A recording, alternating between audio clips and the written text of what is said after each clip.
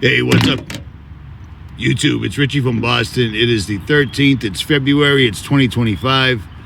And we don't even know if any of that is true, but whatever.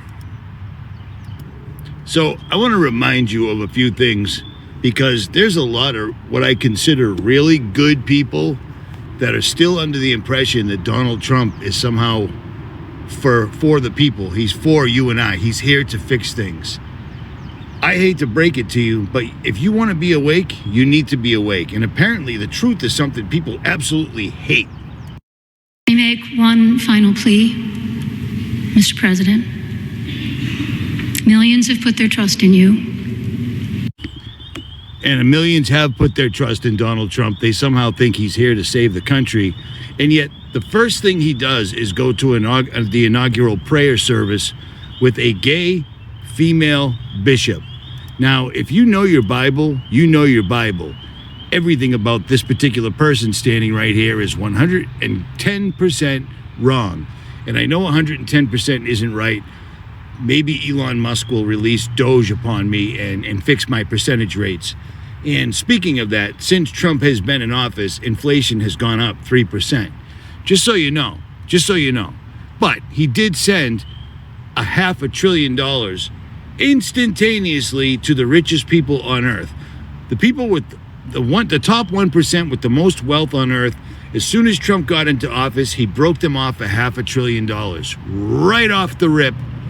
What are you going to do? Didn't do anything about groceries, didn't do anything about rent, didn't do anything about gas prices, didn't do anything about eggs, milk, anything like that. You know what I'm saying? But let's take a look at what Trump thinks of religion, because this person right here literally is his spiritual advisor. This is the spiritual advisor of the White House and Donald Trump. So this is Paula White, and I'm not going to edit it. I'm not going to speed it up. You're going to hear it right from her own mouth. And whatever is going on the stage, I don't understand it, but it's whatever. You'll see. Strike and strike and strike and strike and strike and strike and strike and strike and strike and strike until you have victory. For every enemy that is aligned against you, let there be that we would strike the ground, for you will give us victory, God. I hear a sound of abundance of rain. I hear a sound of victory. I hear a sound of shouting and singing. I hear a sound of victory. I hear a sound of an abundance of rain. I hear a sound of victory. The Lord says, it is done. For I hear victory, victory, victory, victory in the corridors of heaven, in the corridors of heaven, victory, victory, victory, victory, victory, victory, victory. For angels are being released right now. Angels are being dispatched right now. Hamanda aka ata raka deda baka sanda ata ambo osa kata rite eke banda ata rike didi ashada. For angels have even been dispatched from Africa right now. Africa right now. Africa right now. From Africa right now. They're coming here. They're coming here. In the name of Jesus, from South America, they're coming here. They're coming here. They're coming here. I hear the sound of victory. I hear the sound of victory. I hear the sound. Okay, once again, this woman is a pastor or a preacher, and she is heavily into not spirit cooking, but prosperity preaching. You see what I'm saying? And if she knew the Bible at all enough to be a preacher, she would know that she cannot be a preacher. And that just blows me away. And that lady right there, that is what an absolute demonically enhanced lunatic looks like. Pretending to speak in tongues. Meanwhile, some dude in shorts and some kid that looks like a bum from college is just wandering around on the stage looking at a book holding a piece of cloth. I find it really, really strange. And this lady's antics go on and on and on. And Trump picking her makes Christians look stupid. Trump picking her makes Christians understand Trump doesn't know anything about Christianity. And he wouldn't. Why would he? Trump doesn't care about Christians. Christians are the #1 persecuted religion in America right now. You say anything about God, you are smitten. You mention God in a video, the video's demonetized or taken down or struck or shadow banned or things of that nature. What was the first thing Trump did besides giving $500 billion? We're going to beat the national debt. The second he gets in office, he spends $500 billion. But what was the other thing that he did? Did he sign anything to save Christians, to keep Christians safe, to allow Christians to speak as they want and not have the fear of being ridiculed, arrested, or something? Let's take a look. So in 2019, Trump signed an executive order aimed at combating anti-Semitism on college campuses. Cool. And then on January 30th, 2025, he signed another one. And it was an executive order signed and outlines a broad federal crackdown on the explosion of anti-Semitism in the U.S., especially on college campuses, and he'll cancel visas if foreign students are Hamas sympathizers or pro-jihadist protesters. Great. So anybody that is looking at what Israel is doing, which they don't have to do very much longer, because Trump's also telling everybody, we're going to go to Gaza and America's going to take Gaza over. I'm at a rest stop. I'm parked as far from the highway as I can. But it's absolutely crazy, man. Everything he's doing isn't helping America at all. He's going to get America into another war, claiming that anti-Semitism is the most important thing in the country. You know what I'm saying? It's unbelievable to me that these guys want to turn Gaza Strip into luxury condos so bad and completely eradicate these people. I showed you the pictures last time. It's absolutely brutal what's happening in Gaza. And again, 45% of the people that are getting smoked, wiped off the face of the earth in Gaza are women and children, specifically children. And they're turning the place into an absolute wasteland, just like they did with the wildfires in Los Angeles, just like they did with the hurricane in Asheville, just like they did in Hawaii, just like they do wherever they want the New World Order to be. Whatever their plan is, they just simply wipe it out one way or the other. And apparently Israel's taking too long for whatever reason, so America's got to step in. That's what Trump's doing. That's his. You don't hear Trump saying one thing about food prices, gasoline prices, rent, people that are losing their homes to the banks. Government is supposed to protect you from the banks taking advantage of you. And instead, the government is taking advantage of you. Government is to protect people from corporations, banks, and other countries invading our borders. And yet we just found out that they've spent, I told you they did this, hundreds of millions of dollars flying immigrants in and then putting them up at hotels. And now you've got Doge coming out, and people are like, Doge is exposing everything. Doge is a distraction to keep you busy while Trump keeps signing things that are absolutely anti-American and are going to kill you in the long run, if you don't get the mark. And why would I even talk about the mark? Well, because of this. What's the sense in the penny? It's the debate resurfacing yet again in D.C. President Trump posting on Truth Social saying he's directing the Treasury to stop minting new pennies because they cost more than a cent to make. So is the move penny wise or pound foolish? People have been trying to get rid of the copper coins, now mostly made of zinc, by the way, for decades. That's because it costs a pretty penny to make a penny. Trump isn't the first president to consider axing the coin. President Obama floated scrapping the penny 12 years ago. Anytime we're spending more money on something that people don't actually use, that's an example of something we should probably change. But the administration wasn't able to execute on the cuts. You just get all these objections. You know, what happens to Lincoln's face that is on this? What about the states we're buying the copper from? How do they update the cash registers? And I confess, and I'm not proud of it, that eventually I just got worn down. Nowadays, the U.S. Mint says making each penny costs more than 3.5 cents, and that when you add them all up, it equals a more than $85 million loss for the federal government in 2024. Other countries have already rid themselves of their pennies. Canada discontinued theirs more than a decade ago. Australia and New Zealand nixed theirs back in the 90s. Some are passionate about their pennies. The pro-penny group Americans for Common Sense, yes, with a C, is run by Mark Weller, a lobbyist for the zinc industry. Its website cites reasons for seeing the other side of the coin, pointing out the penny's usefulness in charity donations and concerns that losing the 1-cent coin would cause merchants to round up to the nearest nickel, raising prices on consumers who pay with cash. The trend in other countries suggested to us that it would be a good idea to get rid of the penny, that it just was not at all necessary. Lots of countries do without them and do just fine. So here you go. Donald Trump has everybody behind them because Doge is completely distracting everybody. They're pulling up ridiculous things like hamsters on steroids wrestling. They're studying hamsters on steroids wrestling. This isn't real. These things aren't real. They're not showing you the real deal. They're showing you some atrocious things to get people absolutely, completely outraged. But Because if you look at the waste and abuse that has run through USAID over the past several years, these are some of the insane priorities that organization has been spending money on. USAID gave money to a transgender clinic in India. $6 million to fund tourism in Egypt, $20 million on a new Sesame Street show in Iraq, $70,000 for a production of a DEI musical in Ireland, $4.5 million to combat disinformation in Kazakhstan, $122 million of that to groups aligned with foreign terrorist organizations.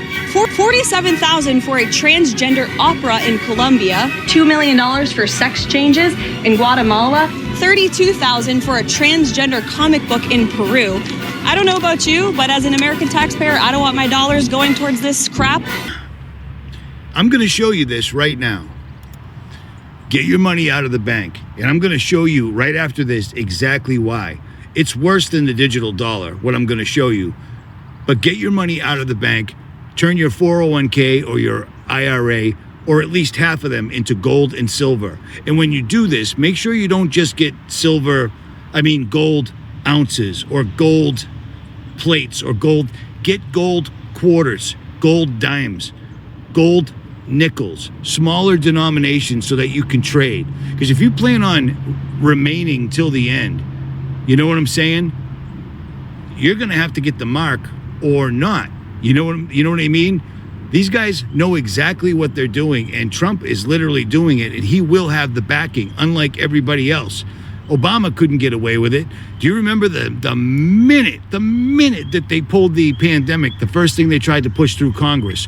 We're in a worldwide lockdown. The entire country is locked down. Nobody goes to work. Nobody goes to school. Nobody does anything. Worldwide pandemic. Quickly, they tried to push the digital dollar through. You remember that? And it didn't pass.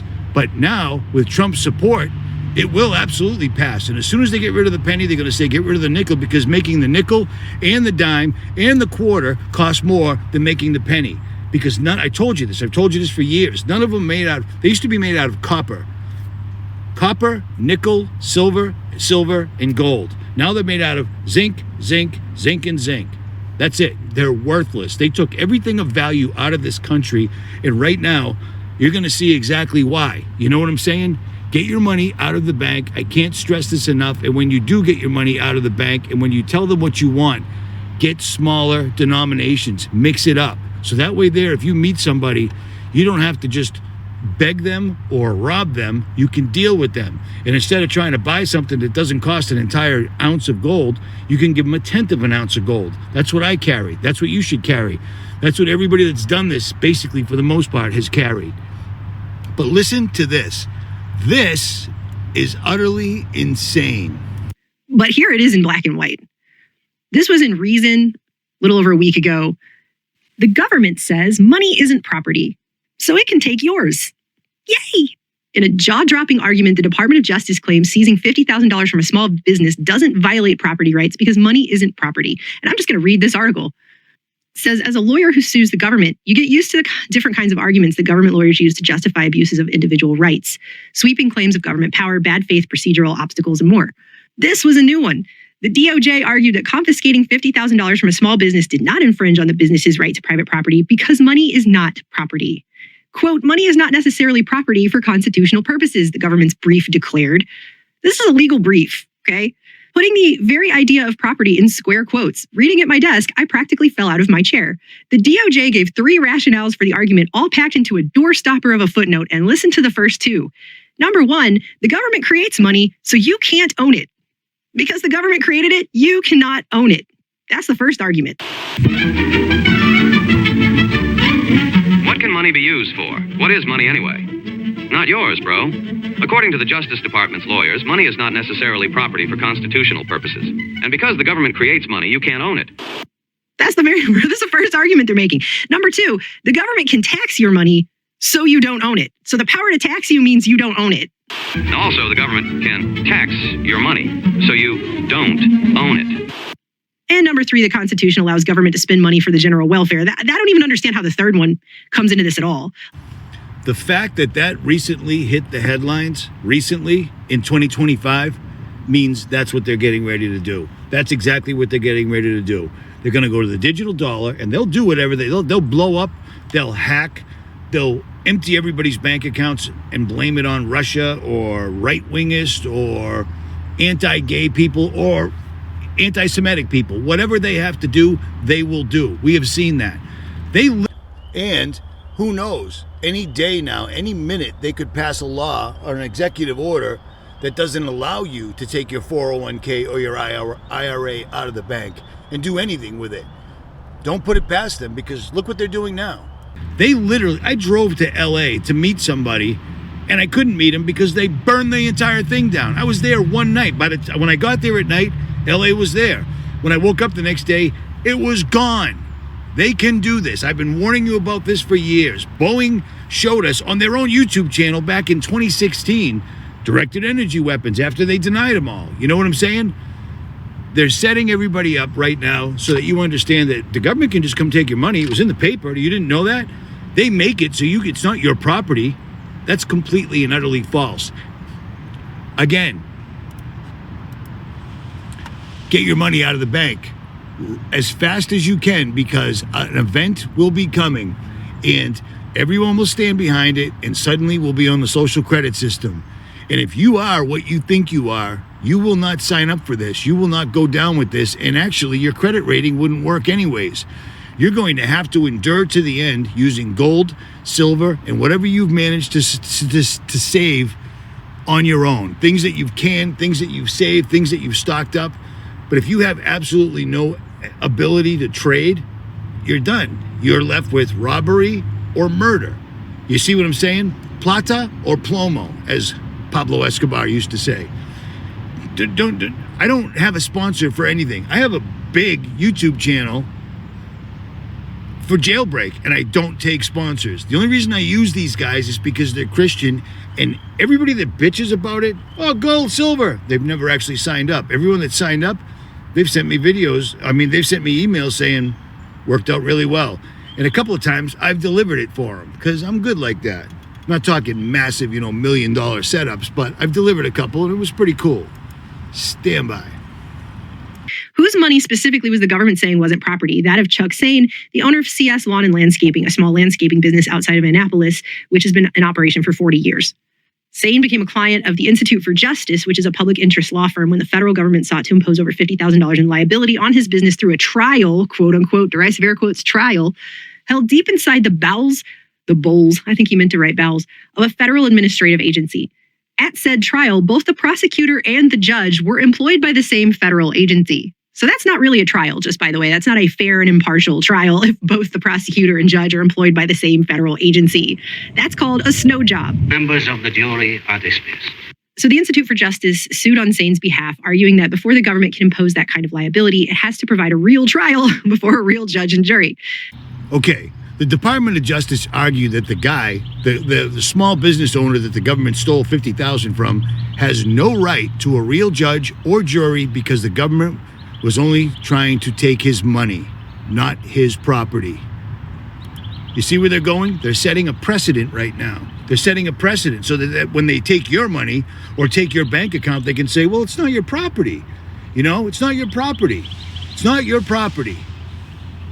Boom! I can't even believe this. But these guys have been planning this for a long, long, long time. And they know just exactly how to get it all done. And Trump is the perfect item because people are buying him hook, line, and sinker. But this is their plan.